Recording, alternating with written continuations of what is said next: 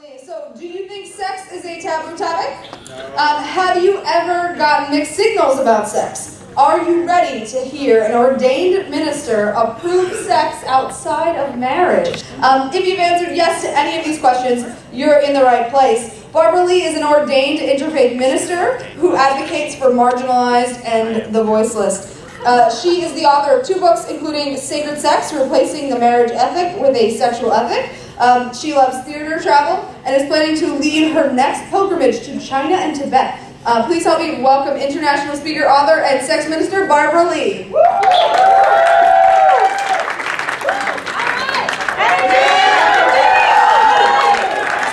going to talk about sex, right? Okay. So, according to a 2011 study of college students, you young men think about sex as often as once every 4 minutes. And you women as often as once every 10 minutes. So I'm one speaker who's going to encourage you to let your minds wander. My title is the Sex Minister. That's right, sex and minister in the same title. So how can that be? I started out in the Lutheran tradition. I actually worked as an assistant to the bishop for several years and was a mission developer and then became an ordained interfaith minister. And I believe sex is good. And good sex is a gift. Now, I didn't always feel that way. When I was in 2nd grade, I became a statistic. I became 1 in 3 girls, much like the 1 in 6 boys, who will be sexually abused at some point during their life.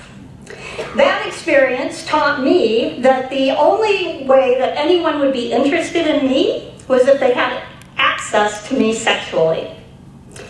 But I was also raised with a really strong marriage ethic. And that said, if you were married, sex was okay. But if you weren't, sex was wrong, for any reason and any circumstance. So those mixed messages caused me to make some really devastating choices in my life. My problem wasn't that I had sex with a lot of people. My problem was that I felt compelled to marry anyone I had sex with. You can probably imagine what came next. I was married at 18 years old to somebody who was physically abusive. I was divorced and remarried at 21 years old to somebody who was emotionally abusive. My 3rd husband, that's right, 3, would take it out on my kids if he didn't get what he wanted. I'm living proof that you can really heal from that kind of abuse. And I am now engaged. Moving slowly for number 4. My boyfriend and I have been together for almost 7 years. We are not married, and we are having sex. And it's good sex. It's good because it honors a sexual ethic that includes things like mutual consent and shared responsibility and the desire to receive and to give pleasure. I want to talk to you because if you're having sex, I want it to be the best, healthiest sex it can be. And if you're not having sex, then when you do, I want it to be the best, healthiest sex it can be when the time is right. Now, I have 2 boys. Jackson is 22 years old now, and Alex is 20. When Alex was in elementary school, we sat down together to watch a movie. It wasn't the movie he chose. That had some adult content. So I tried to explain to him why we watched some movies and not others. He looked at me and said, yeah, but when you're an adult, you can watch anything. I said, well, honey, even when you're an adult, there's some things you don't want to watch. He got a really serious expression. He pursed his lips and he said, yeah, like golf. He was right. My apologies to any golf enthusiasts. Ultimately, how we feel about golf or sex has everything to do with what our culture tells us to think. So let me give you an example. Back in the 1970s, I know that's kind of prehistoric time for most of you, but I was actually alive back then. There were some anthropological studies. They found people who were living in parts of the world that they'd never known existed before. One of those groups was people of Innis Bay. They lived on an isolated island that was off the coast of Ireland. These people were found to be the most sexually naive people in the world. They never talked about sex. Men and women considered sexual intercourse a necessary evil that had to be endured for the sake of reproduction. Men believed that sex would destroy their health, and female orgasm was considered a sign of demon possession.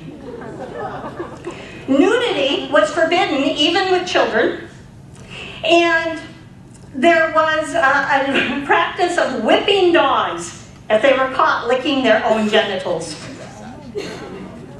Now compare that to the people of Mangyan.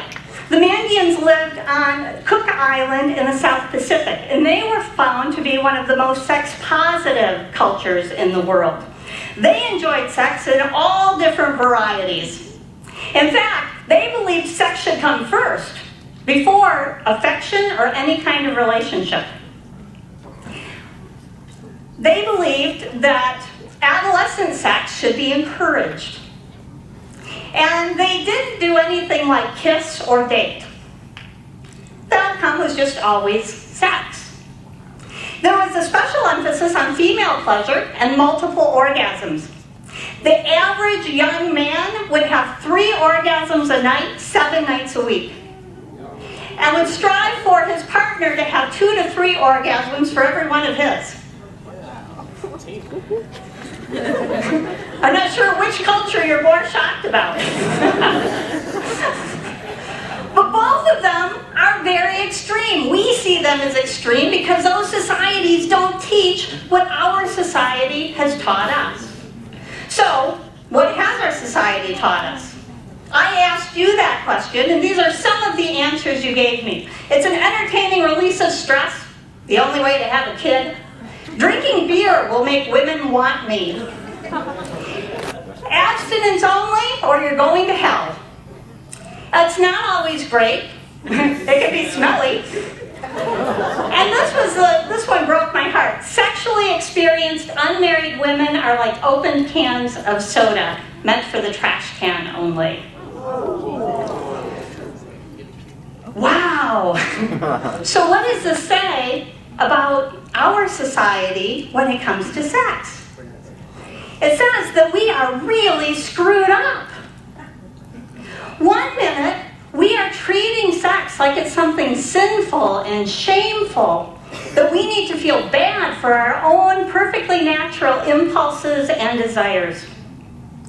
And the next minute, it's treating sex like an advertising scheme. It's trivializing it. And it's turning people into objects. We aren't objects.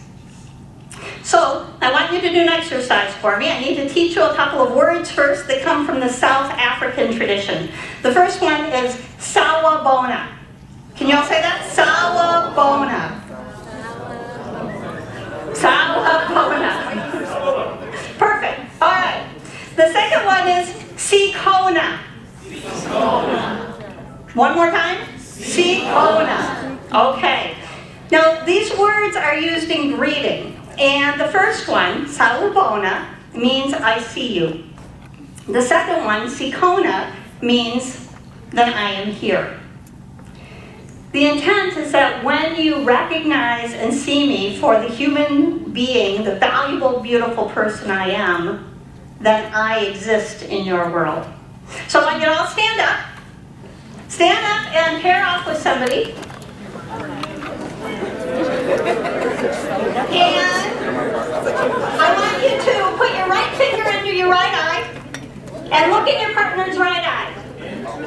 Yeah, because you can't look at both eyes at the same time. So just look at their right eye.